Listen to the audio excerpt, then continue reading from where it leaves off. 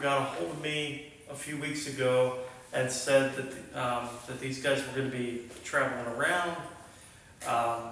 So I've got everyone's bios right here. I don't normally do this stuff on my phone.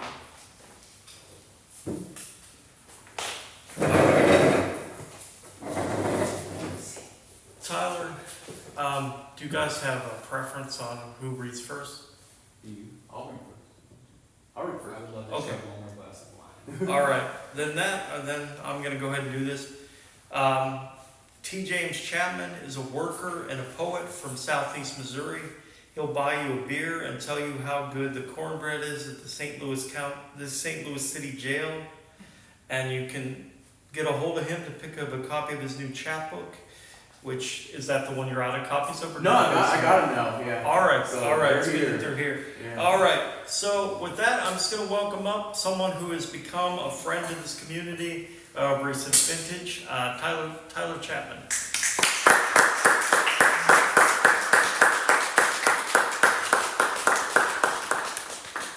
Lovely drive down here as always. John Dorsey told me this poem was sex positive. So I'm gonna That's right. Rumor around town is the lady behind the counter at Casey's doesn't wash herself downstairs because masturbation's a sin. But the pizza's so good, most folks don't give it a second thought. She's raising a couple kids best she can, and a third one lives with his grandma, kind of like we all did. Growing up, our folks weren't quite ready to quit the bar rooms cold turkey, so our grandmas worked 2 jobs or went crazy and let the cats piss all over the house. Weren't no downstairs to clean because all our homes were one story. Old women who already raised their own, now raising boys who don't give a shit what the Bible says about their downstairs. We didn't give it a second thought.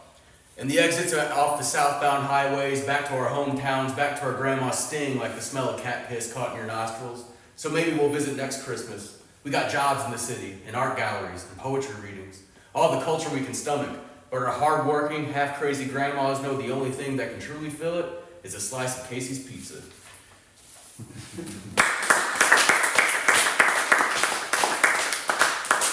And y'all got it good here because you don't have to live away from Casey's Pizza. You just have it on demand. And I'm gonna tell you, I'm real jealous. I knock on people's doors from time to time for a living. And the other day in a subdivision, I almost stepped on a bear trap, literally. Someone had it set on their porch to ward off criminals, I suppose. It almost took off my leg. This is about that. I needed a new album by the Meteors, and it took nearly stepping on a bear trap in a subdivision to realize that simple truth, along with other not-so-simple truths that now stand out like fluorescent neighborhood watch signs bolted to the side of the scenic Missouri Rock Gorge. The hills are hollering for neighborly love. The hills are tired of hiding us away. The hills never wanted to act as cover. Don't wither away in the thicket. Its safety and quiet is beautiful, but not so much as a delivery can get close without a scratch. And you may rip yourself to shreds, and the burrs on your socks will dig in with every step. And this forest ain't without whippy spring branches that draw back like bows and smack you hard in the dead of winter. It's not froze to your face, tears the same, obstructing your view.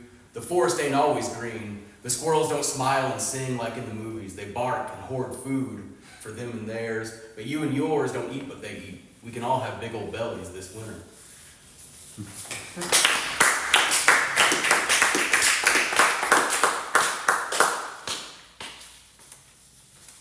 I'm reading these sensitive poems. I need to get back to some party poems. This here's fun. This here's about getting caught by the police. It's called Tweaker's Prayer. Where I'm from, they're called Cadillac converters. We originated the shimmy, the shake and bake makes you do when you scoot under the chassis with a Harbor Freight Sawzall. Poor sap stuck in traffic in front of a cop, clenched hands praying to his steering wheel, praying that county cruiser's gonna respond to the wreck holding up traffic. He couldn't be running every license plate he sees just to pass the time. Couldn't be putting in for a warrant to search the trunk. Car matches the description, been all around town all hours of the night. Exits a quarter mile up the road. Could take it and hope for the best. Could hop out and jump the median. All else fails, there's a gun in the glove box.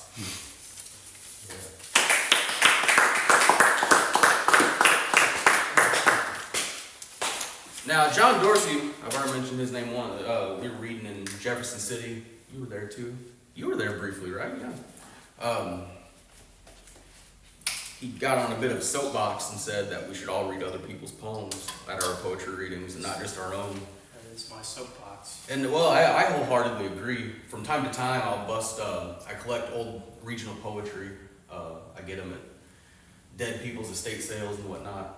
But this is called River Bend on the Piasaw. This fella, Ed Groshon, grew up in Madison County, just across the river in Illinois. And he was a lawyer. He wrote this in 1979 when he was 80 years old. So I reckon he's dead. But it's a really good collection. If you want to thumb through it when I'm done, feel free. This is called Richard Rudd Harding. The folks in our small town respect pastors, and when Richard Rudd Harding was called, the church was filled to hear his inaugural. A powerful message was sent to sinners, and 700 souls joined his flock, tithing 1/10 of their meager income to bring the remaining unchurched heathens into harmony, as says the good book. On Sunday morning, the Reverend Harding announced that he had received a call on high to save the heathens on the Costa del Sol in Spain, and that a free will offering must be taken to defray his living expenses. The flock today is half of what it once was.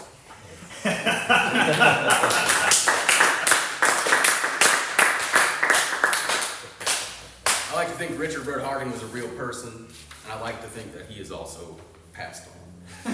Yeah, if he's not, and if the writer is not, I want some of what they're eating. Oh man, yeah. They'd be like 125 years old. Well, that West Illinois corn. You mean it was Illinois corn liquor? Well, that too. And if any, this is the Ozarks. You don't know where to get some moonshine. Maybe. Okay. I was gonna say I got a connection, but they're in Arkansas, so that's quite a drive. This here's about eating roadkill, spoiled supper. There's a deer mowed down on the side of the road. The sun spoiled the meat, or else we'd load him up and break him down in the front yard. Steaks, burgers, back straps, the holiest of holies. But look at that bloated belly. Shouldn't be so hot this late in the year.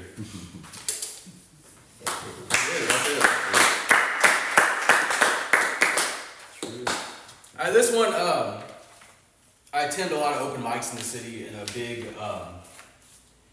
a big subject that's broached a lot in folks' poetry is the COVID-19 pandemic, and they tend to write about it from a really isolated and privileged perspective, and it seems like the worst thing is that they didn't get to see their friends for a couple months, and I think it's really fucked up. So this is called Only One I'll Write About COVID.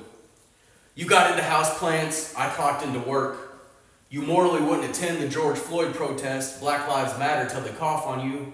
I legally couldn't, I was fighting a felony case. Homeless men hacked up their lungs at a bus stop outside the supermarket. You had your groceries delivered from Target.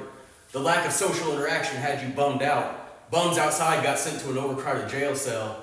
I guess they got to socialize. At least them and the junkies and the real criminals had each other. All you had was your telehealth therapist and a cat. I guess you're right. It was hard for you too.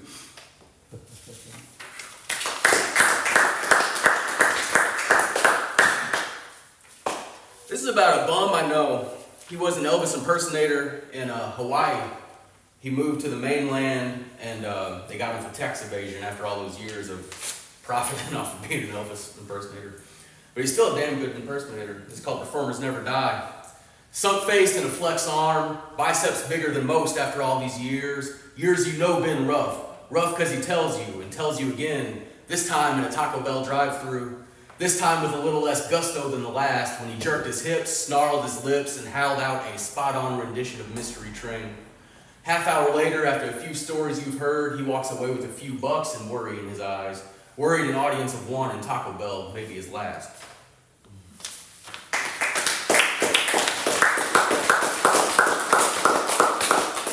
I'm gonna do two more. I can't count. This one on April 9th, so like, you know, what's that called? The sun eclipse. The eclipse happened, that was beautiful. The next day, a fella got executed in Missouri. It was the state's first execution this year. So this is called April 9th, 2024, for the fella executed today. This is the state's first lethal injection this year. Keep an eye out, there's more where that came from. Big things coming. Yesterday the sun rose, then fell, then rose again. Took 4 minutes to rise, and it tripped up midday. But you ain't Jesus or the Son or no saint at all. I suppose you rose for your last time this morning. I don't know the details of you killing your cousin, and I don't want to know. It's not my business, and besides, I've thought about killing a cousin of mine or two, a time or two. Guess you and me, we're just a couple bad guys rising today. I wondered who got up earlier.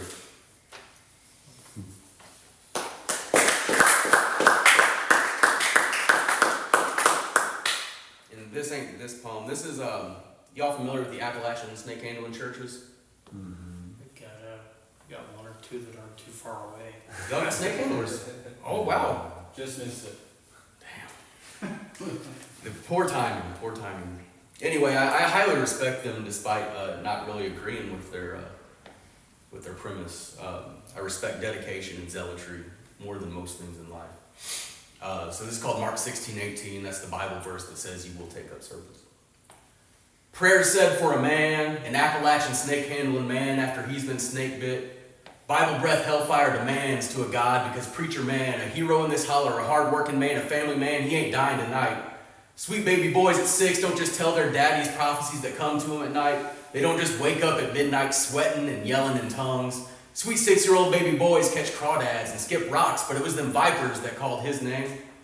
The midnight sweats never leaves sweet 6-year-old baby boys with a calling. This time he's 36, and a viper got his daddy long ago. The venom makes his whole body ache. Church ladies, all of them, sing the shape notes. Old-time hymns that don't need drums to reach the Heavenly Father.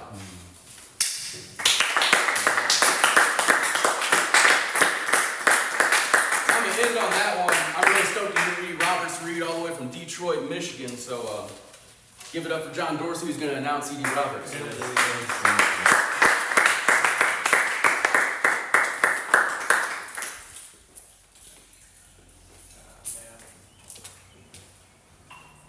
I still say the case of sex positive. I appreciate that. That's, I think that's a good stance to have. So, did Edie go outside for a second? I'll come back in, it looks like. Oh, okay. All right. Yeah, I don't know that our next reader at all, but I part of the reason why I do this is to meet new people and to hear new people, so that's always really pleasant. Edie Roberts is a gender mess blessed with excess anxiety and Midwestern disposition. They currently live in Detroit, Michigan. Let's see here. Where they curate events and conversations, all while dreaming of fully automated leisure utopias and the end of scarcity. Their books include Everywhere You Go, Ain't Life Grand, What If Loving You Wasn't About Me, Thank You, and If You Need It, among others. You can follow them on Instagram. And so I will just bring up Edie Roberts. Hell yeah.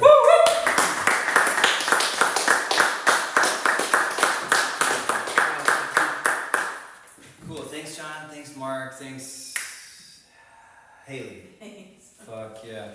Cool. And thanks to all the rest of y'all for coming along. Tyler, I'm excited to be traveling around with you. This art is wild. What's Chad? Chad just keeps coming up. I love this theme happening. This is Chad right here. I see him with his haircut. Lisa, And that chiseled, Lisa might be able to. that chiseled jaw. That's characteristic of a Chad. We've all met a Chad at one point or another. I've probably fucked a Chad once or twice, actually. Okay, anyway, moving on. Great. So I've got a bunch of books over here. I came with like a little spread of things. I'm just gonna read a couple from each one. So there'll be like a little bit different sort of tones, that sort of thing moving along. First and foremost, just to get my voice moving, I like to do this piece from a little book called The Heel in the Face. You'll recognize these people. We're heading into another one of these tragic minutes. So it is relevant, I think, always. Stuck between a rock and a hard place. This time, just two hard places or whatever. As it were, as it always was. Great. So this happens kind of at the end of this book. I wrote this just before this election happened or whatever, so it's leading up to it or whatever. It's the second to last piece. It's called Like a Dead Run Through Fuck Mud. Glenn baked my tea cake, it's tough love like a knuckle bite. You ask me how I make amends, and I will show you how to kill a motherfucker with your lizard hands. Cold as nothing you've ever known, nor will ever know again if you root to this rock getting hotter by the calendar. Hazmat suit for the gift exchange is fucking dapper in the New World Order. Yo! light-eye tabs. I get swift, a sick fish wanna kiss me. I'm all laced up for the skydive with a ripcord like fucking boredom made me do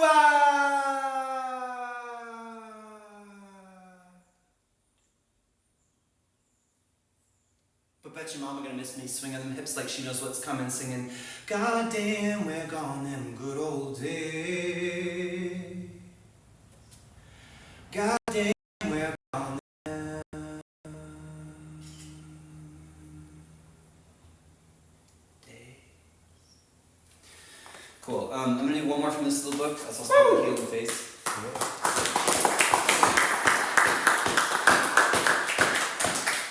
This is the first piece from this. It's called I'm Not Even Sure What I Should Be Doing Anymore. I look at the screen like through it there is a way out. How to immigrate to Canada. How to make money selling my body. How to disengage with knowing so much. I'm immobilized, waiting for the big bang. Waiting for something to happen to me that makes me make something happen, a snake swallowing its tail. The world is a bear trap, snapping in an echoplex. The format is disorientation, for geopolitical growing pains. All the music everywhere is shit. Bite me. My body is a co-opted antenna. My mind is the real estate of the new millennium, sick with radium gas burps, septic tank rank, rat's nest of stress. Happy birthday, America! You bloated chuckle,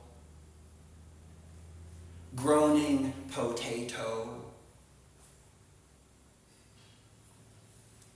Be a hole to die in.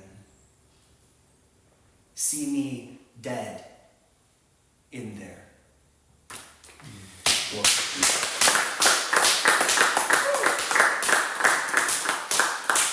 I'm gonna do maybe one, I think, from this little book called Ain't Life Grand. This first two I'm doing, like these are like kind of collections of poems. The rest that I might do are all like sort of one long piece, so we'll move into something else. So that'll be like sections of them. Anyways, long story short, you wanna touch stuff that's over there. Cool. Let's see which one to do here. Let's do... I'm trying to think of an America that isn't scary. And I can't.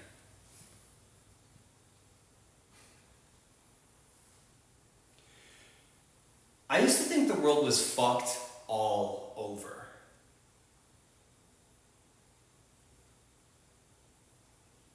But then I went to Iceland. I went to Iceland, and my friends there were having babies, and I was envious of the babies.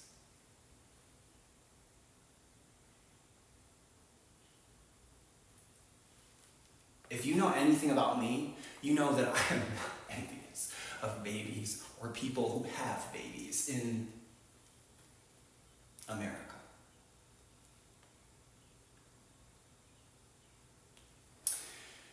So you might have heard this, but sometimes babies in Iceland are left sleeping in carriages outside of a cafe while the parent heads in to meet with friends for lunch.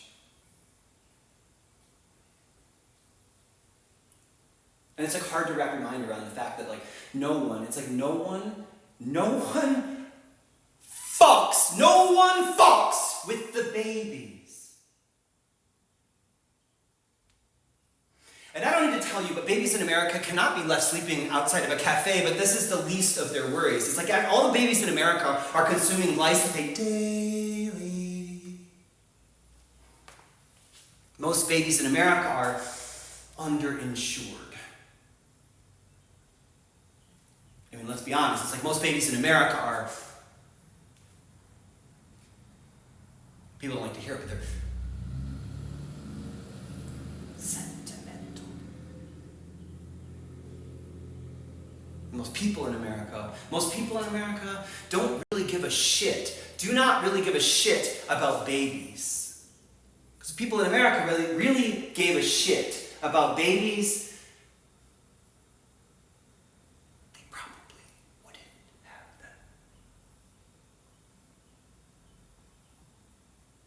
because I don't have shit to give them.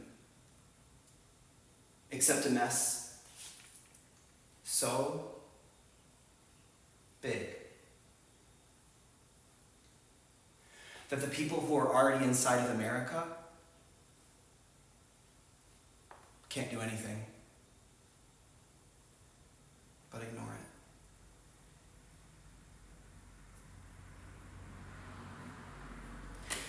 Thank you.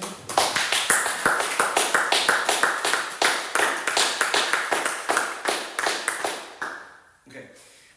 How's everybody doing? Okay. Woo! Alright, fine, cool. Jazz, it's fucking after is it even 5 o'clock? It is not. No, I'm really trying to push this catharsis for myself, you know? It's early in the day on a Sunday. Great, so I'm gonna read a little chunk from this book called If You Need It. This is the most recent book that I've published. I actually wrote this in like 2017, but I've been sitting on it for a long time. It's really like heavy text for me about mental health and suicide stuff. But I'm just gonna read a chunk of it that isn't like so heavy, but as a warning, if you do touch it, it's anyway. Cool. So we're jumping in, if you need it. I'm not sure what to do with the 21st century. I'm not sure I know what to do about how advanced time has gone in a straight line. I'm not sure what to do about knowing pretty clearly where that line leads into the turbulent horizon. I am dulled. I am dulled with memes and smiling with my friends and Rosie, and I bring little bouquets into the bar, and people ask where I found them, and I found them in the trash. I found them in the trash, and I tied them together into little bouquets, trying to be rosy and brightly fragile in the 21st century, somewhere along the straight line heading for the horizon, bleak and dusty. I don't know what to do. I don't know what to do with the time I have outside the time I sell. I sell to be alive and the time ghost I inherited. So I make little bouquets from flowers I found in the trash that I give them away at the bar. Then I sit alone. Then I sit alone and worry about what I did with the time I have left before I sell my body again, and how I didn't do anything. I didn't do anything really to kink the straight line heading into the bleak and dusty horizon. Not really. Not really. We are rosy like we know. Rosy like we can't do anything. Rosy like a smile for the time being. Rosy for the time we happen to have. The way we think about it now, there is guilt. There is guilt for having a feeling and not being able to make anything actionable from that feeling. It's not about having time. It's about making time. It's about time. It's about how time isn't ours to have or to make. Each of us feeling like we need to be using our time wisely, what little we have left after the time we sell and take for repair. It's about having time to make time. About having space left in you to realize the time you had, the time that was moving through when you meant to make it, away from the means by which you give time away to exist in time and money. And I feel bad. I feel bad like you do. Like you do, I feel bad about not having time or not spending what is left wisely. I feel bad about the time that slips away after the time I knew would be erased by the exchange of my body and time for money. I feel bad. I feel bad, so I make jokes. So I make jokes about getting out, about pulling the goddamn plug, about no future like an avalanche of despondency and boredom. Jokes about anxiety swole out and little buttons to quell it, and jokes about depression rot and bed sores and about only liking cats. Jokes about being a joke, born of jokes, bred by jokes and led by jokes, to joke heaven where joke medical professionals joke with you about your increasing risk of cancers or the devastating effects of not sleeping enough until sending you home uneasy and with a very serious bill to make jokes about, like it's not killing you. Joke about it killing you.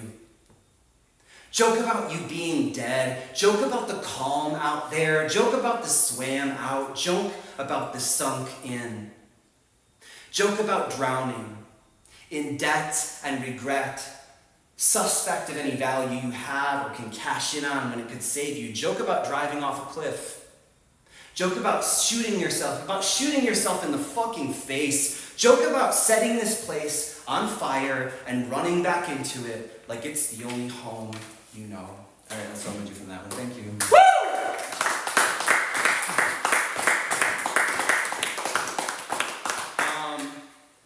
I'll do a little chunk from this book. It's called Thank You. It's like the second most recent thing I've done. So this is, yeah, it's again, like, if you need it, this one also, and everything else that I'm touching more or less, is like one long poem, more or less. So we're gonna jump in towards the end of this. This is kind of about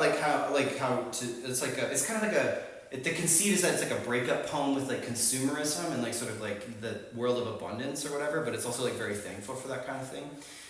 So I'm gonna jump in the very end here. It's like kind of how it ends. Anyway, yeah, it's the end. It's how it ends. Blah blah. Yeah. Okay. Cool. Let's see how it goes. I make myself sick. I make myself sick with another cup of coffee because I am passing the window that sells it to me, and a walk is made more whole with purchase, like I did something. I make myself sick with minimalism as a marketable identity against the avalanche of. I make myself sick with a slow movement through another department store, calling it therapy to pick up novelty socks and carry them around for a while. Decide I don't need them and then buy backup razors and toothpaste after an hour and a half spent thinking some specific thing sitting in the bright sterility can heal me. I should be sleeping. I should be sleeping, but I put the hook in my eye for things on the internet that want me to want them. I put my eye on the hook and my heart sort of pulls the string, or maybe it's just the weight of it trying to lie down, but the distance between it and my eye on the hook is an expansive and vacuous empty. Or maybe my heart does not really give a fuck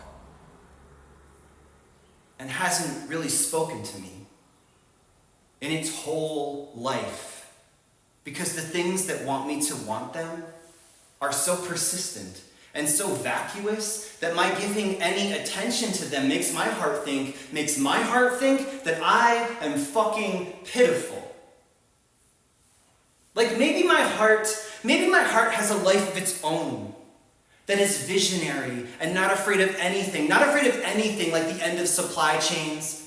Like not being able to conveniently acquire mascara or silver nail polish or a foam roller or fancy chocolate or whatever my dumb heart desires, they say. The hooks in my eye are connected to the things in the world that want me to want them, and my dumb heart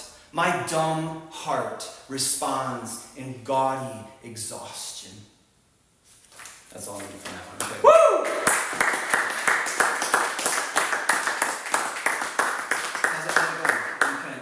How's time feel?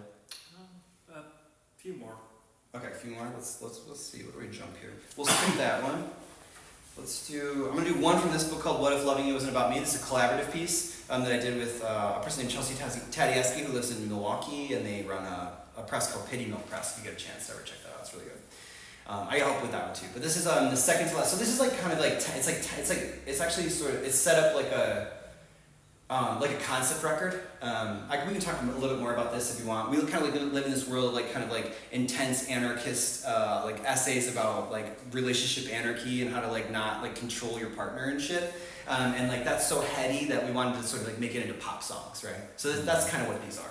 It's like sort of like trying to deliver something that's more like emotive, direct, and not sort of like intellectually like slamming over that.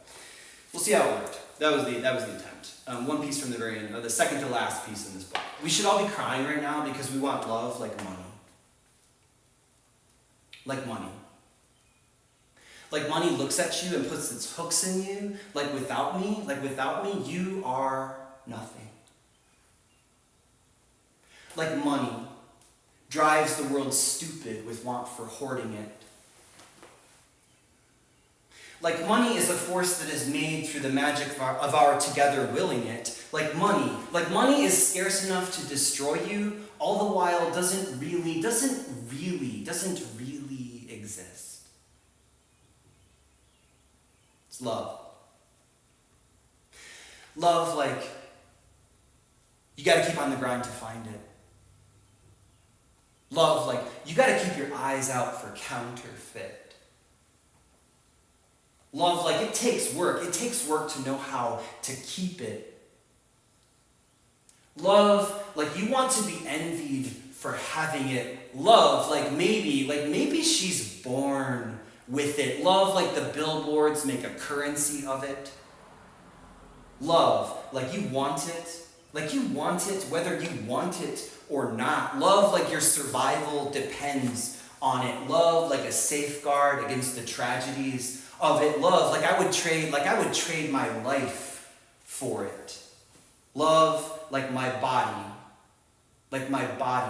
is my means to it. Can I do one more?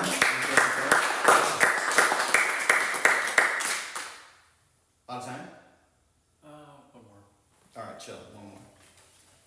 Actually, that's cool. We can just end it. We'll just end it. Whatever you want to do.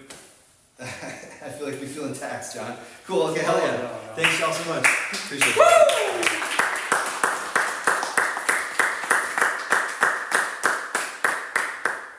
No, I'm just feeling taxed all the time, not particularly right now. Oh, no stress, no stress. But, all right. Thank you guys for being here and reading it. Is there anyone who wants to do an open mic performance while we're here? I know Sean said he'll read some poems if that's something you guys want to do. But only if anybody else.